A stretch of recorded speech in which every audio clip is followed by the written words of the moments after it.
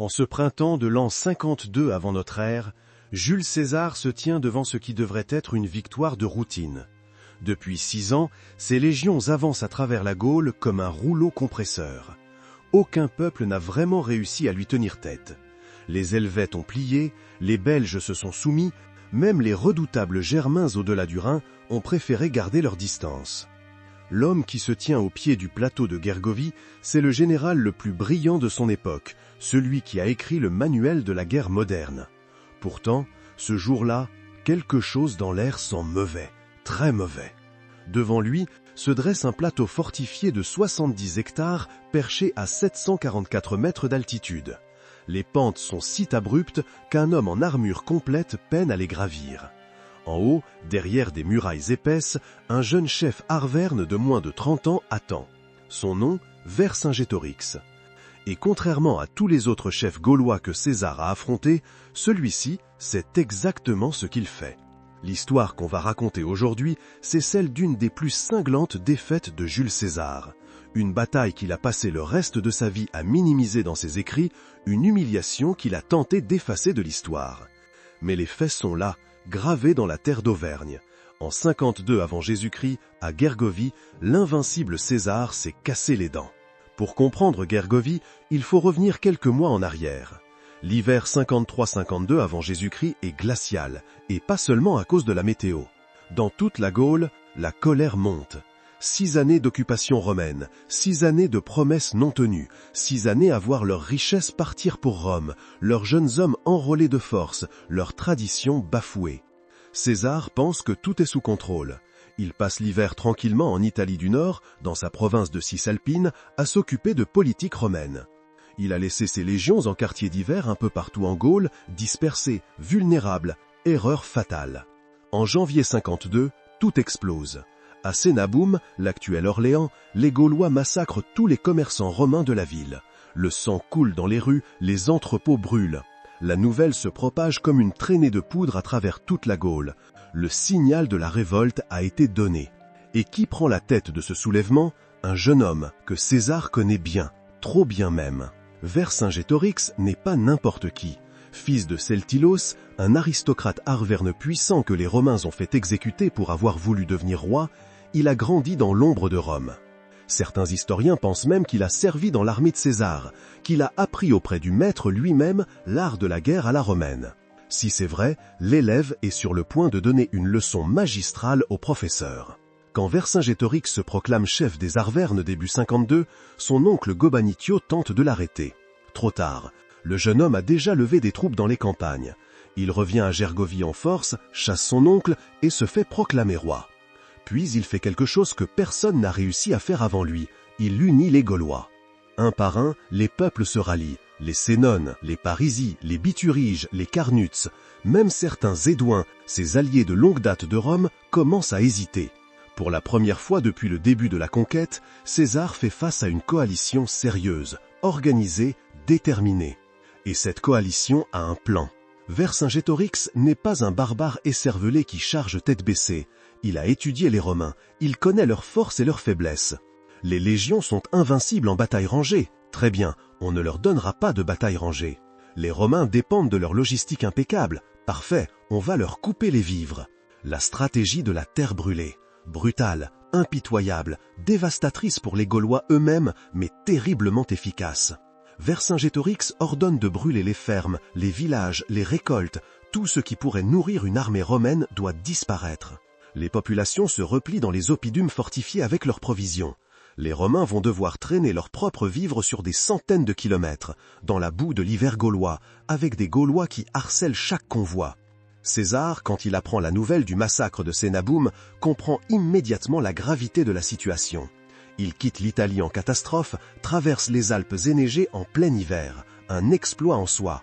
Il arrive à Narbonne, dans la province romaine du Sud, et doit faire un choix crucial, attendre le printemps ou contre-attaquer immédiatement. Il choisit l'audace. En février, avec une poignée de troupes, il traverse les Cévennes sous la neige, des cols qui ne sont normalement praticables qu'en été. Ces hommes doivent creuser la neige sur plusieurs mètres pour passer. Vercingétorix n'en croit pas ses yeux quand il apprend que César a réussi cette folie. Première leçon, ne jamais sous-estimer cet homme. Mais César a fait cette manœuvre audacieuse pour une raison précise, menacer le territoire arverne et forcer Vercingétorix à rappeler ses troupes qui devaient attaquer la province romaine. Ça marche. Vercingétorix revient protéger ses terres. Pendant ce temps, César file vers le nord rejoindre ses légions. La course-poursuite commence. César remonte vers le nord, Vercingétorix le suit en brûlant tout sur son passage. Les Romains commencent à manquer de nourriture. Les soldats grognent. César doit trouver une ville à prendre et vite. Avaricum, l'actuelle Bourges, capitale des Bituriges. C'est une des plus belles villes de Gaule, riche, prospère, et surtout, elle n'a pas été brûlée. Pourquoi? Parce que les Bituriges ont supplié Vercingétorix de l'épargner. Ils jurent que leur ville est imprenable, protégée par des marais de tous côtés sauf un. Vercingétorix hésite, mais finit par céder. Erreur. César met le siège. Vercingétorix campe à proximité et harcèle les Romains, mais ne peut empêcher la construction des gigantesques terrassements romains. Pendant presque un mois, les légionnaires construisent une rampe monumentale vers les murs, sous les flèches gauloises, sous la pluie glaciale de février. Les assiégés tentent tout. Ils creusent des tunnels sous les ouvrages romains pour les faire s'effondrer. Ils lancent des sorties désespérées. Rien n'y fait. Les Romains, affamés mais disciplinés, avancent mètre après mètre. Un jour de pluie battante, quand les Gaulois se réfugient à l'abri, César lance l'assaut final. Les légions déferlent sur les murs. Avaricum tombe en quelques heures. Ce qui suit est un carnage. Sur 40 000 habitants, seuls 800 survivent selon César. Hommes, femmes, enfants, tous massacrés. César veut envoyer un message. Il veut terroriser. Mais il obtient l'effet inverse. La brutalité du massacre d'Avaricum renforce la détermination gauloise. Vercingétorix n'a pas de mal à recruter après ça. Mais César a ses vivres. Ses légions sont ravitaillées, le moral remonte. Il peut maintenant marcher sur le cœur du territoire arverne, sur Gergovie. Gergovie n'est pas une ville ordinaire. C'est l'un des 3 oppidums majeurs des Arvernes, avec Corinthe et Gondole. Un plateau volcanique qui domine toute la plaine de la Limagne. De là-haut, on voit à des kilomètres à la ronde. Impossible d'approcher par surprise. Mais César a d'autres problèmes. Pour atteindre Gergovie, il doit traverser l'Allier. Et Vercingétorix a fait détruire tous les ponts sur la rivière. Les 2 armées descendent le long de l'Allier, chacune sur sa rive. Vercingétorix sur la gauche, observant chaque mouvement romain. César sur la droite, cherchant désespérément un point de passage. César a une idée. Il campe dans un bois au bord de la rivière. Au petit matin, il fait partir son armée vers le sud, bien visible, avec un maximum de bruit. Vercingétorix prend l'appât et suit le mouvement sur sa rive. Mais César a laissé 2 légions cachées dans le bois. Dès que les Gaulois sont assez loin, ces légions reconstruisent un pont en un temps record et traversent. Quand Vercingétorix comprend qu'il s'est fait avoir, il est trop tard. César a traversé l'Allier. La route de Gergovie est ouverte. En avril 52, César arrive enfin devant l'oppidum. Ce qu'il voit ne le rassure pas. Le plateau culmine à 744 mètres. Les pentes sont raides, couvertes de forêts. En haut, des murailles massives construites selon la technique du Murus Gallicus, des murs de pierre sèche renforcés par des poutres de bois entrecroisées. Presque impossible à détruire au bélier ou à la catapulte. Et ces murailles courent sur tout le périmètre du plateau. Pire encore, Vercingétorix n'a pas seulement fortifié l'oppidum, il a disposé ses troupes sur tous les sommets environnants. La colline de la Roche-Blanche au sud, la montagne de la Serre à l'ouest. Des camps gaulois partout, communiquant par signaux. Un système de défense en profondeur. César compte ses forces. 6 légions avec lui, soit environ 24 000 légionnaires. Plus 10 000 cavaliers édus, théoriquement alliés, contre combien de Gaulois? Difficile à dire, mais certainement plus nombreux. Et ils ont l'avantage du terrain. Le général romain installe son grand camp dans la plaine, au sud-est du plateau. 37 hectares, protégés par des fossés, des talus, des palissades, des tours d'observation, des catapultes. Toute l'organisation romaine habituelle. De là, il peut observer Gergovie, étudier les défenses, préparer son attaque. Mais attaquer comment? Les pentes sont trop raides pour un assaut frontal. Même si ces légions atteignent les murs, ils seront épuisés, désorganisés, faciles à repousser. César a besoin d'une position avancée. Il a repéré un camp gaulois sur la colline de la Roche-Blanche, à mi-chemin entre son camp et Gergovie. S'il peut s'en emparer, il aura une base pour lancer ses assauts. Une nuit, César joue encore sur la surprise. Ses troupes d'élite grimpent en silence, submergent la garnison gauloise endormie, s'emparent du camp. Au lever du jour, Vercingétorix découvre que les Romains ont maintenant un petit camp, beaucoup plus proche de l'oppidum. César fait relier les deux camps par un double fossé surmonté de palissades. 6 pieds de large sur autant de profondeur. Un corridor fortifié qui permet aux troupes de circuler à l'abri entre le grand camp et le petit camp. Du génie militaire romain dans toute sa splendeur. Mais Vercingétorix n'a panique pas, il laisse faire, parce qu'il sait quelque chose que César ignore encore. Pendant que César s'installe devant Gergovie, la situation politique explose dans son dos. Les Édus, son allié le plus fiable depuis le début de la conquête, vacillent. Un noble Édu, nommé Litavicos, travaille en secret avec Vercingétorix. Son plan, retourner la cavalerie éduenne qui sert avec César et la lancer contre les Romains. Pour ça, il lui faut un prétexte. Il le fabrique de toutes pièces. Litavicos fait courir la rumeur que César a fait exécuter des nobles éduins qu'il gardait comme otages. C'est totalement faux, mais la rumeur se propage. La cavalerie éduenne entre en ébullition. César doit agir vite. Il quitte Gergovie en catastrophe avec une partie de ses troupes. Rattrape la cavalerie éduenne qui marche vers son territoire. Il fait amener les otages vivants devant tout le monde. Litavicos est démasqué, la trahison révélée. La cavalerie éduenne fait amende honorable et revient avec César. Problème réglé? Pas vraiment. Parce que pendant ce temps, chez les Édus, la faction anti-romaine a pris le pouvoir. Le nouveau Vergobret, sorte de magistrat suprême, s'appelle Convicto Litavis. Et lui est carrément du côté de Vercingétorix. Quand César rentre à Gergovie, la nouvelle est tombée. Les Édus ont officiellement rejoint la coalition gauloise. C'est un coup terrible. Les Édus contrôlent la route entre la Gaule et la province romaine.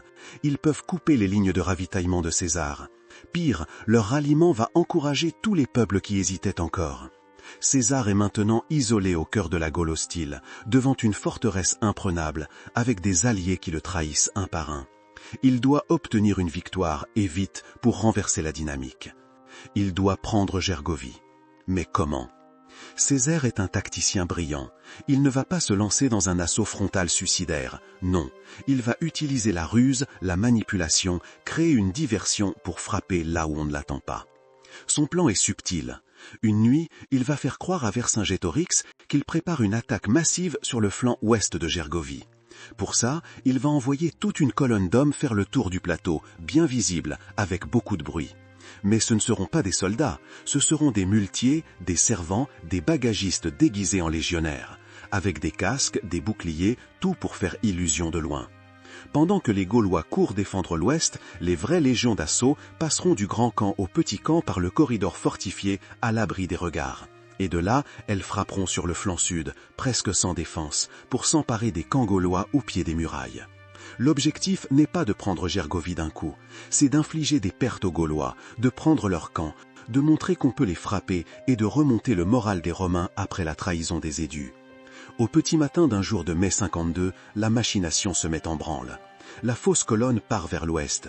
Vercingétorix observe depuis les murailles. Il voit des milliers d'hommes faire le mouvement de contournement. Il envoie des troupes pour défendre l'ouest du plateau. Pendant ce temps, 3 légions se glissent dans le corridor fortifié, silencieusement. La 8e, la 7e, la 10e. Plus de 15 000 hommes.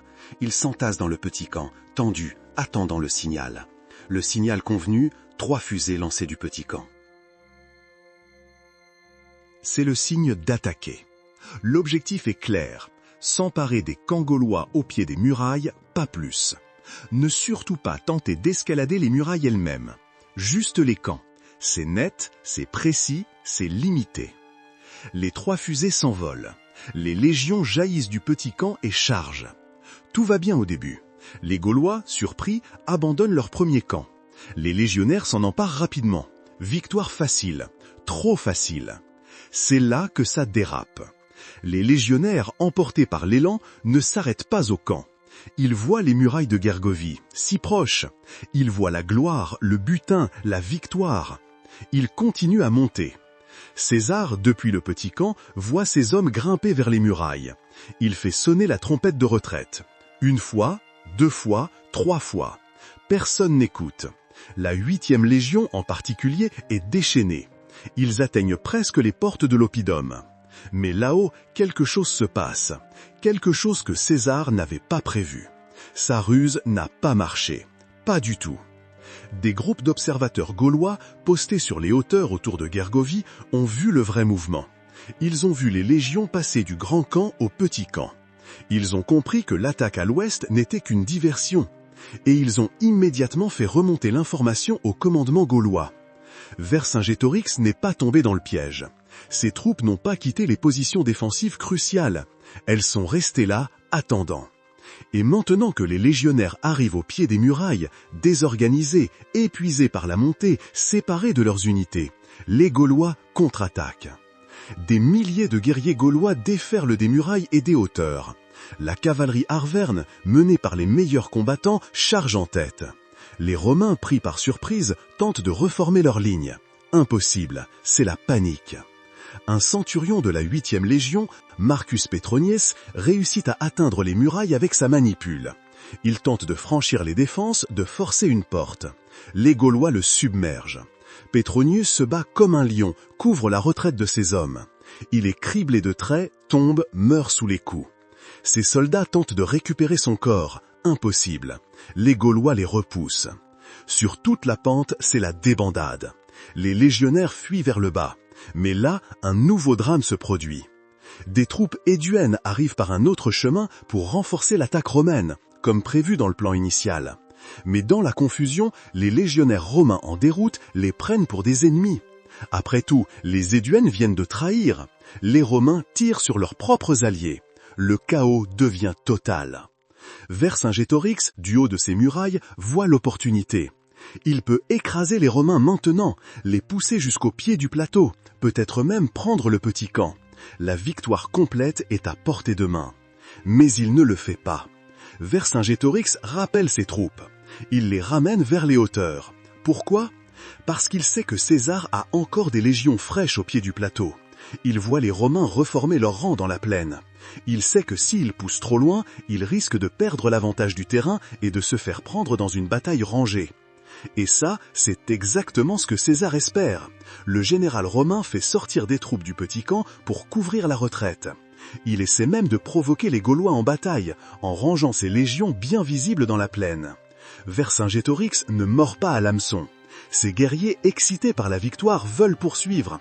Ils hurlent, brandissent leurs armes, demandent la permission de descendre massacrer ces Romains. Vercingétorix refuse.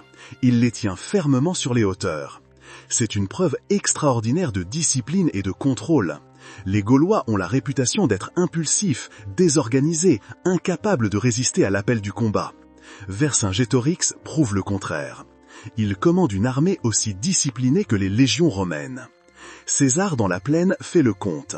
700 morts côté romain, reconnaît-il dans ses écrits, mais surtout 46 centurions tués. Les centurions, c'est l'épine dorsale de l'armée romaine, les sous-officiers expérimentés qui maintiennent la cohésion. Perdre 46 centurions d'un coup, c'est désastreux.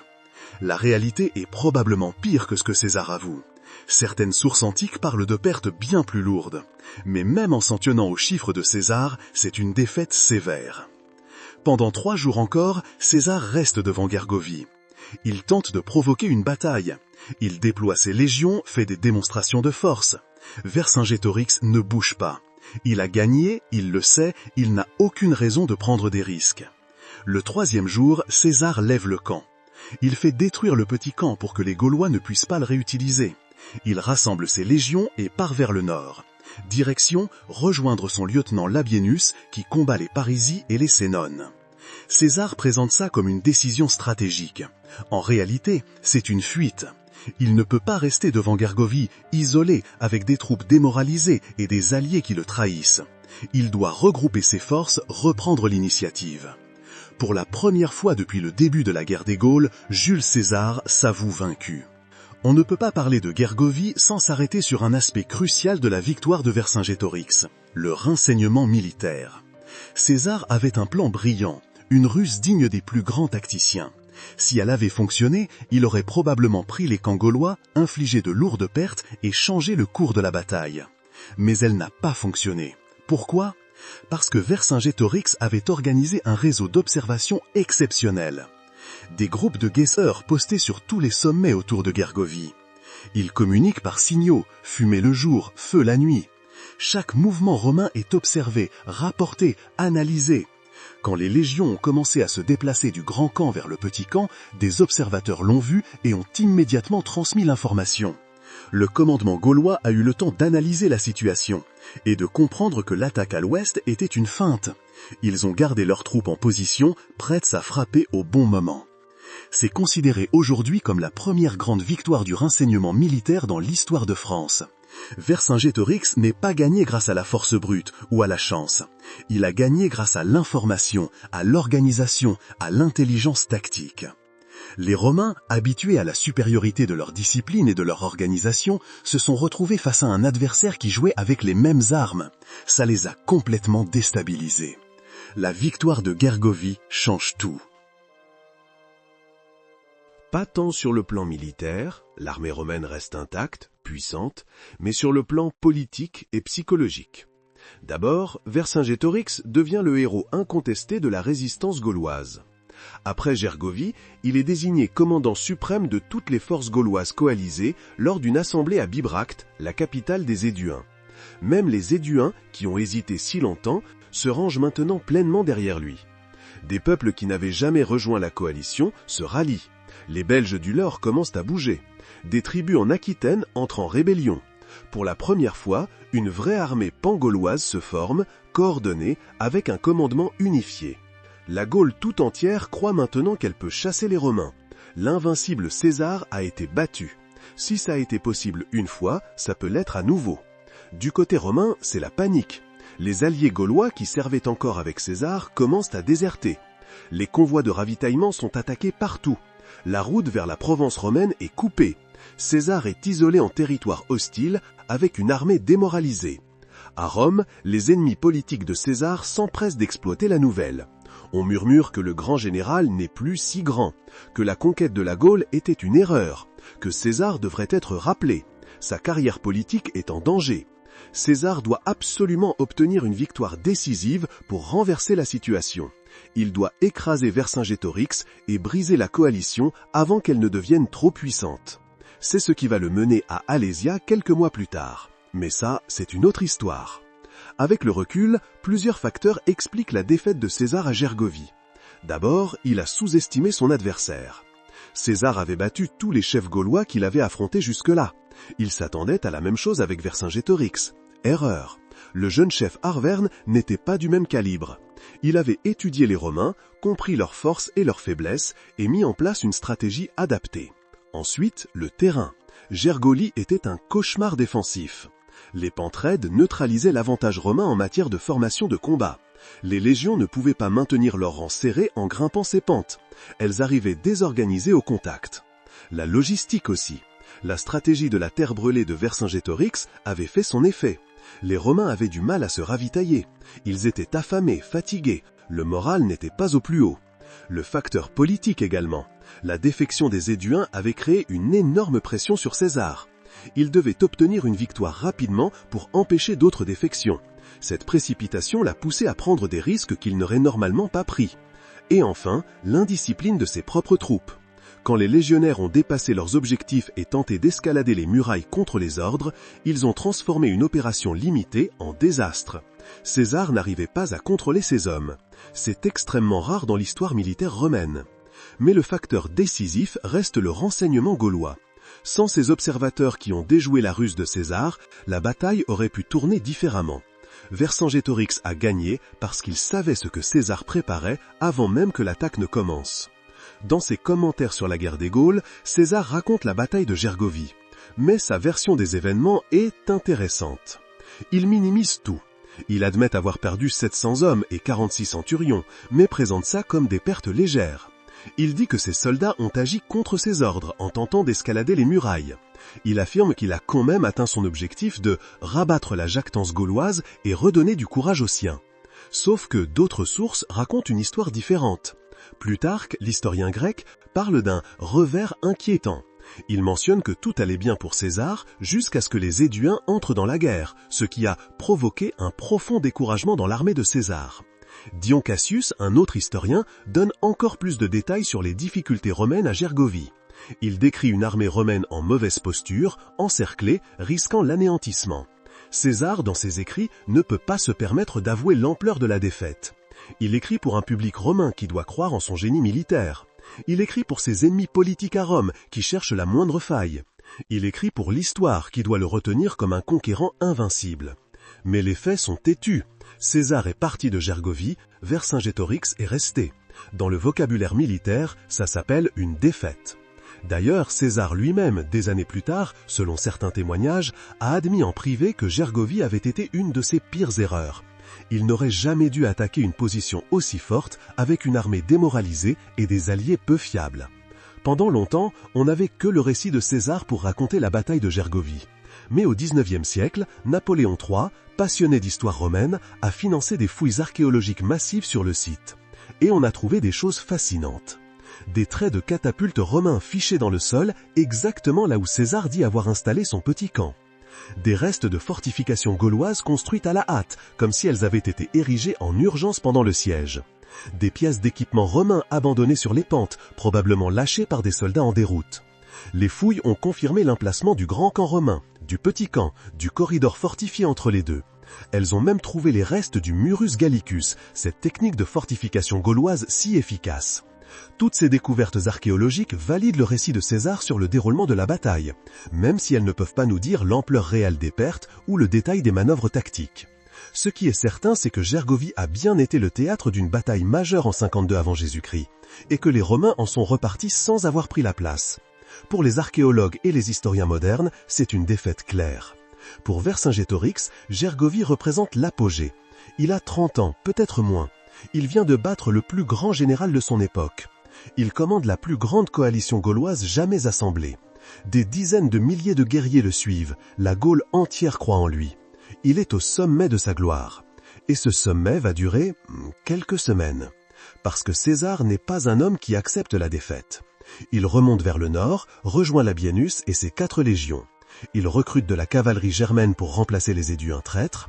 Il réorganise sa logistique, rétablit ses lignes de communication. Il prépare sa vengeance. Vercingétorix, confiant après Gergovie, abandonne sa stratégie défensive. Au lieu de continuer à harceler les Romains et à éviter la bataille rangée, il décide de les attaquer directement. Il veut les chasser de Gaule une bonne fois pour toutes. Grosse erreur. Près de Langres, la cavalerie gauloise attaque l'arrière-garde romaine. Mais César a maintenant des cavaliers germains, réputés pour être les meilleurs cavaliers d'Europe. Le choc est brutal. La cavalerie gauloise est mise en déroute. Vercingétorix doit battre en retraite. Il se replie vers Alésia, en Bourgogne, pensant pouvoir y tenir le siège en attendant une armée de secours. Mais Alésia sera son tombeau. César va mettre en place un double système de fortification d'une ingéniosité diabolique. Des lignes de circonvallation pour empêcher les assiégés de sortir. Des lignes de contrevallation pour empêcher l'armée de secours d'entrer. 35 km de fortification au total. Des fossés, des palissades, des pièges, des tours. Un chef-d'œuvre du génie militaire. L'armée de secours gauloise arrive, massive. 250 000 hommes selon César, probablement exagéré mais quand même énorme. Ils attaquent les fortifications romaines par l'extérieur, pendant que Vercingétorix attaque par l'intérieur. César est pris en tenaille. Mais les fortifications tiennent. Les assauts gaulois se brisent sur les défenses romaines. La discipline légionnaire fait la différence. Après des semaines de siège, la famine ravage Alésia. Vercingétorix n'a plus le choix. Le 27 septembre 52 avant Jésus-Christ, il se rend. La scène est restée célèbre. Le chef gaulois sort de la ville, fait le tour de l'estrade où César est assis sur son siège curule. Sans un mot, il jette ses armes aux pieds du vainqueur. Il offrira sa vie pour épargner celle de ses guerriers. César l'emmène à Rome en chaîne. Pendant 6 ans, Vercingétorix croupira dans une prison romaine, le Tullianum, un trou sombre et humide sous le Capitole. Le 26 septembre 46 avant Jésus-Christ, il sera traîné dans les rues de Rome pour le triomphe de César, exhibé comme un trophée devant la foule. Puis il sera étranglé dans sa cellule le soir même. Triste fin pour celui qui avait fait trembler Rome. Mais Gergovie reste. Dans la mémoire collective française, dans l'imaginaire national, Gergovie, c'est le moment où les Gaulois ont prouvé qu'ils pouvaient battre Rome. Pendant des siècles, l'histoire de Gergovie a été oubliée, éclipsée par Alésia. C'est Napoléon III qui l'a ressuscité au XIXe siècle. L'empereur, en quête de légitimité, cherchait à construire un roman national français qui ne dépendait pas de la monarchie. Il s'est tourné vers les Gaulois, vers Vercingétorix, vers Gergovie. Il a financé les fouilles, identifié le site, rebaptisé le village de Merdogne en Gergovie par décret impérial en 1865. Il a fait ériger des monuments, commandé des peintures, écrit des livres. Il a transformé Vercingétorix en héros national. Cette vision romantique des Gaulois résistant héroïquement à l'envahisseur romain a marqué l'enseignement français pendant plus d'un siècle. Des générations d'écoliers ont appris l'histoire de Vercingétorix et de Gergovie. Aujourd'hui, on a une vision plus nuancée. Les historiens modernes soulignent que les Gaulois n'étaient pas vraiment français avant la lettre, que la conquête romaine a aussi apporté des choses positives, que l'histoire est toujours plus complexe que les légendes nationales. Mais Gergovie garde sa place dans l'histoire militaire mondiale. C'est un exemple parfait de la façon dont un chef intelligent peut compenser l'infériorité technologique par une stratégie adaptée. Vercingétorix n'avait pas la discipline des légions romaines, pas leur équipement, pas leur expérience, mais il avait le terrain, le renseignement et surtout, il avait compris comment combattre les Romains. C'est aussi un rappel que même les plus grands généraux peuvent être battus. Jules César, le conquérant des Gaules, le futur maître de Rome, a connu l'humiliation devant un jeune chef de 30 ans. Ça ne l'a pas empêché de gagner la guerre au final, mais ça a laissé une tache sur son dossier. Les historiens militaires étudient encore Gergovie aujourd'hui. Pourquoi ? Parce que la bataille illustre plusieurs principes fondamentaux de l'art de la guerre. D'abord, l'importance du terrain. Vercingétorix a choisi un champ de bataille qui neutralisait les avantages romains. Les légions étaient invincibles en terrain plat, où elles pouvaient maintenir leur formation. Sur les pentes raides de Gergovie, ces formations se désintégraient. Le terrain est un multiplicateur de force pour celui qui sait l'utiliser. Ensuite, le renseignement. Vercingétorix a investi dans un système d'observation et de communication qui lui donnait un avantage décisif sur l'ennemi. Il savait ce que faisait César avant que César ne frappe. Dans la guerre moderne, on dirait qu'il avait la supériorité informationnelle. La logistique aussi. La stratégie de la terre brûlée a privé les Romains de leur principal avantage, leur capacité à se ravitailler sur le terrain conquis. Une armée qui a faim est une armée qui perd. Le moral et la cohésion. Vercingétorix a su maintenir la discipline de ses troupes même dans la victoire, les empêchant de se lancer dans une poursuite désordonnée. Il a compris que gagner une bataille ne sert à rien si on perd l'armée dans le processus. Et enfin, le facteur politique. Les batailles ne se gagnent pas seulement avec des épées et des boucliers. César a perdu Gergovie en partie parce que ses alliés l'ont trahi. La diplomatie, les alliances, la politique font partie intégrante de la stratégie militaire. On peut se demander ce qui se serait passé si Vercingétorix avait gagné la guerre. Si, après Gergovie, il avait réussi à chasser définitivement César de Gaulle. Rome aurait probablement envoyé d'autres armées, mais César, lui, aurait été politiquement fini. Sa carrière aurait pris fin dans l'humiliation. Pas de guerre civile, pas de dictature, pas d'assassinat aux Ides de Mars. L'histoire du monde aurait été différente. La Gaule serait restée indépendante plus longtemps. Les peuples gaulois auraient peut-être développé leurs propres structures étatiques, leur propre civilisation sans influence romaine. Ou peut-être qu'ils se seraient entre-déchirés dans des guerres tribales comme avant. On ne le saura jamais, parce que César a gagné à Alésia. La Gaule est devenue romaine, et de cette romanisation sont nées la langue française, la culture française, la France elle-même. Mais Gergovie nous rappelle que ça aurait pu être différent, qu'il y a eu un moment, au printemps 52 avant Jésus-Christ, où tout était possible, où un jeune chef gaulois tenait tête au maître du monde, où les légions romaines reculaient.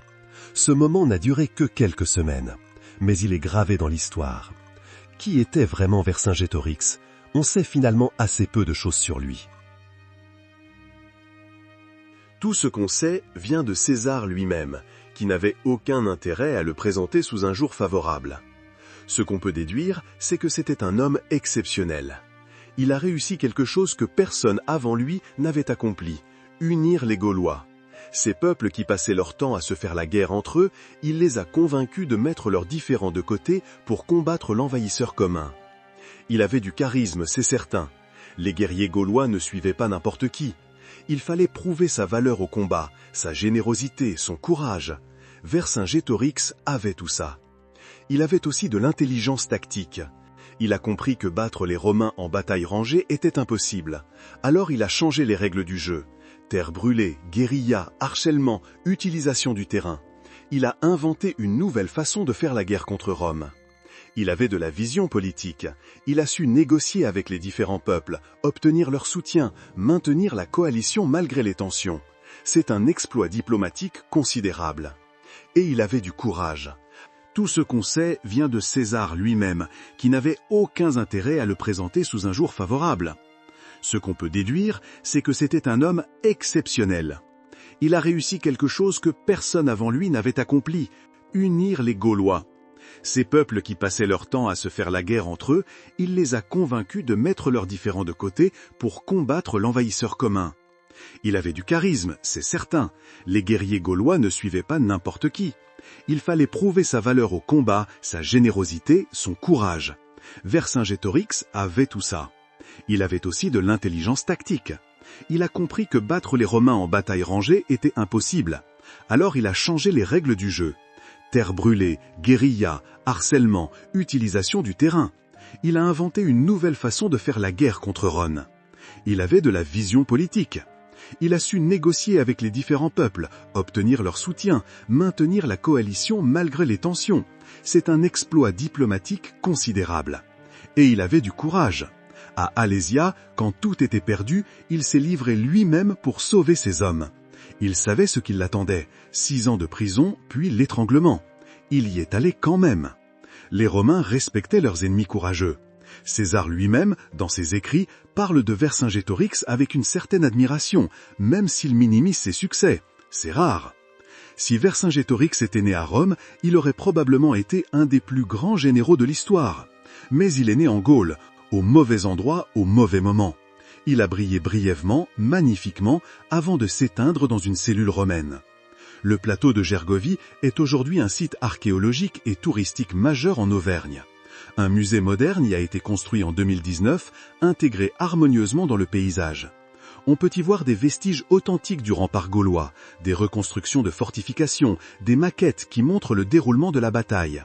Le musée utilise des technologies modernes, réalité augmentée, spectacles audiovisuels, pour faire revivre ces événements vieux de plus de 2000 ans. Depuis le plateau, la vue est spectaculaire. On comprend immédiatement pourquoi Vercingétorix a choisi cet endroit. On voit toute la plaine de la Limagne, l'Allier qui serpente, les volcans d'Auvergne qui se dressent au loin. On imagine les camps romains en bas, les légions qui tentent l'assaut, les guetteurs gaulois qui surveillent chaque mouvement. Des sentiers de randonnée parcourent le site, permettant de suivre les lignes de fortification, de visiter les emplacements des camps romains et gaulois. Des panneaux explicatifs jalonnent le parcours. Le site attire des dizaines de milliers de visiteurs chaque année. Des scolaires qui étudient l'histoire romaine, des passionnés d'histoire militaire, des touristes qui veulent marcher sur les traces de Vercingétorix et de César. Parce que Gergovie, ce n'est pas juste un plateau en Auvergne, c'est un symbole. Le symbole de la résistance face à l'oppression, le symbole du courage face à la puissance, le symbole de l'intelligence tactique qui triomphe de la force brute. Gergovie reste une des batailles les plus fascinantes de l'Antiquité. Non pas parce qu'elle a changé le cours de l'histoire, elle ne l'a pas fait, puisque César a gagné la guerre à Alésia quelques mois plus tard, mais parce qu'elle nous montre ce qui aurait pu être. Elle nous montre qu'un jeune chef déterminé peut tenir tête au plus grand empire du monde, que l'intelligence et la stratégie peuvent compenser l'infériorité numérique et technologique, que le renseignement et la préparation valent mieux que la force brute. Elle nous rappelle aussi que la victoire militaire ne suffit pas. Vercingétorix a gagné à Gergovie, mais il a perdu la guerre, parce qu'il a sous-estimé la détermination de César, la résilience des légions romaines, la capacité de Rome à encaisser les coups et à revenir plus fort. César, humilié à Gergovie, aurait pu abandonner. Il aurait pu se replier vers la province romaine et laisser la Gaule à Vercingétorix. Mais il n'était pas ce genre d'homme. La défaite l'a rendu plus déterminé, plus dangereux. Il a appris de ses erreurs, adapté sa stratégie, et quand il est arrivé à Alésia, il n'a laissé la moindre chance aux Gaulois. Aujourd'hui, plus de 2000 ans après les événements, Gergovie continue de nous parler de courage, de détermination, de résistance, du petit contre le grand, du faible contre le fort, du juste contre l'injuste. Vercingétorix a perdu la guerre, mais elle a gagné quelque chose de plus important, l'immortalité. Son nom résonne encore aujourd'hui. Chaque enfant français connaît son histoire. Des statues le représentent, des rues portent son nom, des films racontent sa vie. César a conquis la Gaule, mais Vercingétorix a conquis l'imagination. Et dans ce combat-là, c'est le Gaulois qui a gagné. Le plateau de Gergovie se dresse toujours en Auvergne, silencieux témoin de cette journée de mai 52 avant Jésus-Christ, où l'invincible machine de guerre romaine s'est brisée contre la roche volcanique, où un jeune chef arverne a prouvé au monde que Rome pouvait être battue, où pendant quelques heures glorieuses, les Gaulois ont cru qu'ils pouvaient être libres. Cette croyance n'a pas survécu à Alésia, mais elle a survécu dans la mémoire. Et c'est pour ça qu'on raconte encore cette histoire aujourd'hui. Parce que parfois, même une défaite peut être une victoire.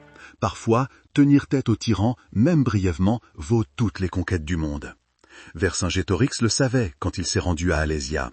César le savait quand il a fui Gergovie. Et nous le savons toujours, 2076 ans plus tard, quand nous visitons ce plateau et que nous nous souvenons du jour où César a été humilié par les Gaulois.